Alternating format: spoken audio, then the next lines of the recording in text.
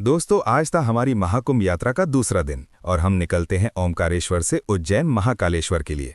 दोस्तों, इस यात्रा को 1 साल हो गया है, पर मानो जैसे कल की ही यात्रा हो। दोस्तों, हम लोग सुबह निकले थे और हम लोगों को भूख लग रही थी, तो हम रास्ते में रुकते हैं और भोजन करते हैं।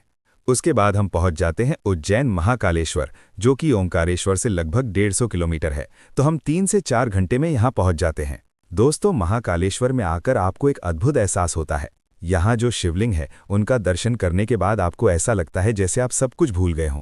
दोस्तों, मंदिर परिसर में ऐसा लगता है जैसे कि आप किसी स्वर्ग में हों। दोस्तों, यहाँ से दर्शन करने के बाद हम लोग जाते हैं काल भैरव बाबा के दर्शन करने। दोस्तों, काल भैरव बाबा के दर्शन करने के बाद हम लोग निकलते हैं बागेश्वर धाम सरकार के लिए।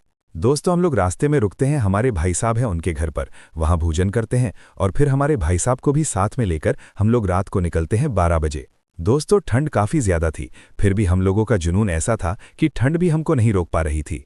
दोस्तों, रास्ते का नज़ारा देखिए, काफ़ी सुंदर नज़ारा है, जैसा कि अब देख सकते हैं। दोस्तों, हम लोग पहुंच जाते हैं गड़ा गांव, जहां से बागेश्वर धाम सरकार लगभग 4 से 5 किलोमीटर है। दोस्तों, बागेश्वर धाम में जाने के बाद आपको एक अलग सुकून मिलता है।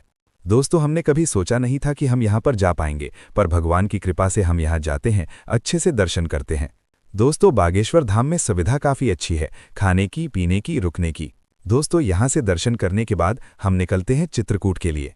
दोस्तों, रास्ते हमारे लिए बिल्कुल नए थे और काफ़ी इंटरेस्टिंग थे।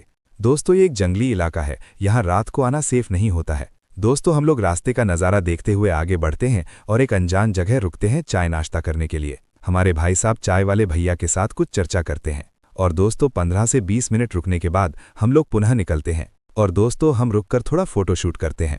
और दोस्तों, यहाँ से लगभग 150-200 किलोमीटर दूरी तय करने के बाद हम लोग पहुँच जाते हैं चित्रकूट। दोस्तों, हमने यहाँ गंगा आरती में हिस्सा लिया।